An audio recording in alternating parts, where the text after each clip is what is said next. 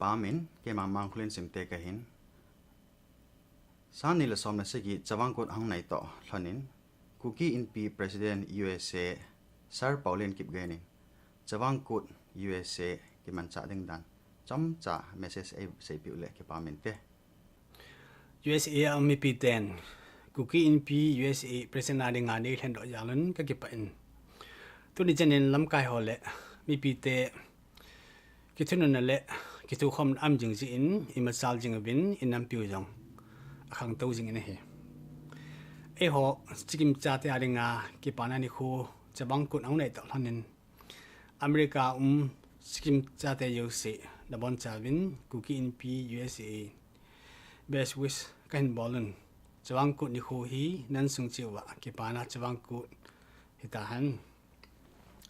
tu chung beiso lutum channa Chavang Kut hi tulsa khopi am denga hin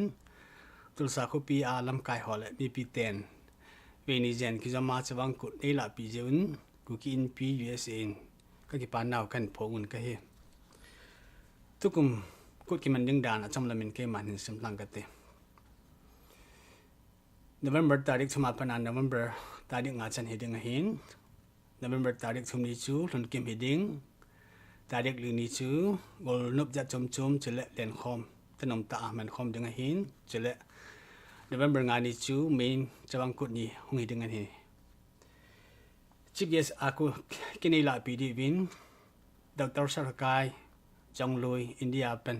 chele kut pa kinila pd win Dr. Sekam Tau Thang USA akun hung heding hin he